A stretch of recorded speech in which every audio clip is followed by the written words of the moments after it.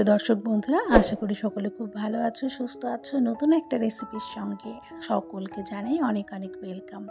আজকে একটা ভিন্ন ধরনের রেসিপি তোমাদের সঙ্গে শেয়ার করছি, কিন্তু এটা কিন্তু ভীষণ উপকারী একটা রেসিপি।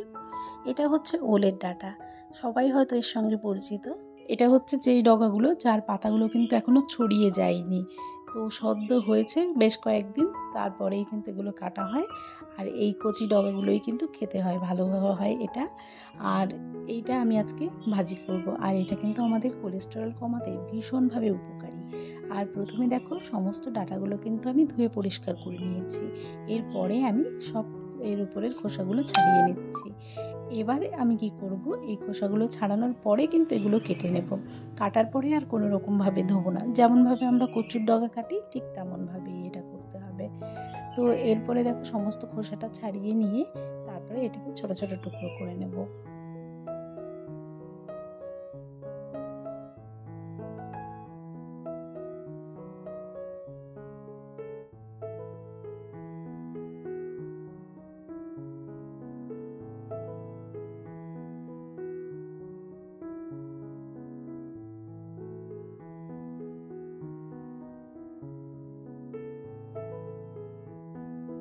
এই ডাঁটাটা কিন্তু খেতে খুব সুন্দর লাগে। এটা ভাজা বলো, অনেকে তরকারি করেও খায়।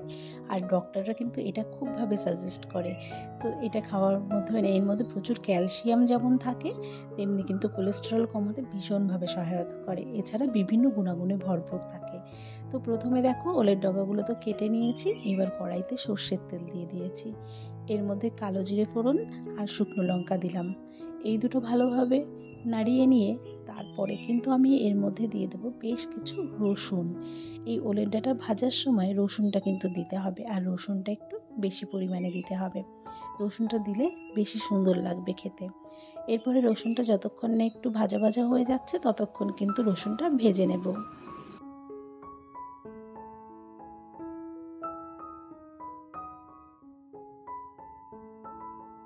রসুনটা ভাজা হয়ে গেলে এরপরেই দিয়ে দিয়েছি কিছু কাঁচা লঙ্কা। আর এই ওলের ডাঁটা ভাজার সময় কিন্তু কাঁচা লঙ্কার স্বাদটা লাগবে, মানে যে কোনো ভাজাতে কাঁচা লঙ্কা কিন্তু বেশি ভালো লাগে। এরপরে দিয়ে দেবো সমস্ত ডাঁটাগুলো, একদম ছোট্ট ছোট্ট করে কেটে নিয়েছি। তোমাদের হাতে যদি সময় কম থাকে, তোমরা কিন্তু ডাঁটাটা আগে থেকে একটু ভাপিয়ে নিতে পারো, তারপরে জল ঝরিয়েও তোমরা ভেজে নিতে পারো। কিন্তু এই ডাঁটাটা একটু ঢাকা দিয়ে ভাপিয়ে নিলে কিন্তু খুব সুন্দরভাবে গলে যাবে। তার জন্য আলাদা করে ভাপানোর কোনো দরকার নেই, যেহেতু ডগাগুলো ভীষণই কচি ছিল। তো এরপরে আমি কিন্তু কিছুক্ষণ নাড়িয়ে চাড়িয়ে এর মধ্যে সামান্য লবণ দিয়ে দেব। লবণ দেওয়ার ফলে কি হবে, এর থেকে যা জলটা এক্সট্রা, সব জল কিন্তু বেরিয়ে আসবে।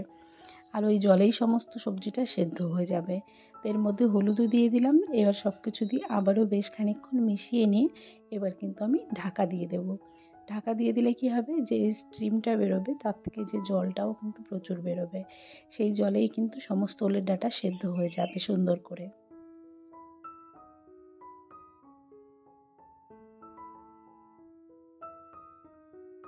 প্রায় কিন্তু 5 মিনিট ধরে ঢেকে রেখেছিলাম। তো 5 মিনিট পরে ঢাকা তুলতেই দেখো, ওলের ডাঁটাগুলো কিন্তু সুন্দরভাবে সেদ্ধ হয়ে এসেছে।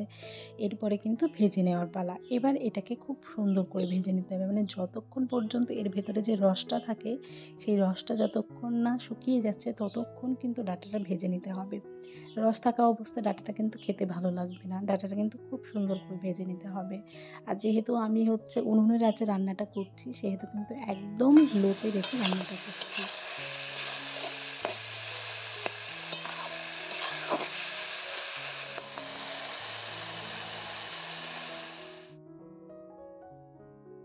আমার কিন্তু ওলের ডাঁটা ভাজা প্রায় কমপ্লিট। এই যে যেটা দেখতে পাচ্ছ, এটা হচ্ছে তেল বেরিয়েছে, মানে যে তেলটা ব্যবহার করেছি সেই তেলটা। তাছাড়া কিন্তু ডাঁটাটা ভাজা হয়ে গেছে খুব সুন্দর করে। এরকম সুন্দর করে ভেজে নিলে খেতে কিন্তু আরও সুন্দর লাগবে। আর সামান্য একটু গলা ধরলেও ধরতে পারে, কিন্তু বেশিরভাগ সময় যদি ভাজাটা ভালো হয় তাহলে গলাটাও ধরে না। আর একটু সামান্য এর ফ্লেভারটা একটু টক সামান্য, কিন্তু তাতে কোনো সমস্যা হয় না। এটা কিন্তু মুখের রুচিতেও খুব ভালো লাগে। তো এই হচ্ছে আমার সিম্পল ওলের ডাঁটার রেসিপি, যেটা কিনা ভীষণ গুণাগুণে ভরপুর। তোমাদের কেমন লেগেছে আজকের এই রেসিপিটা অবশ্যই আমাকে কমেন্টের মাধ্যমে জানাবে। আর তোমরা কে কীভাবে খাও সেটাও কিন্তু কমেন্ট করে জানাতে পারো। তো আজকের মতো রেসিপিটা এখানেই শেষ করব। ফিরে আসবো নতুন একটা রেসিপি নিয়ে।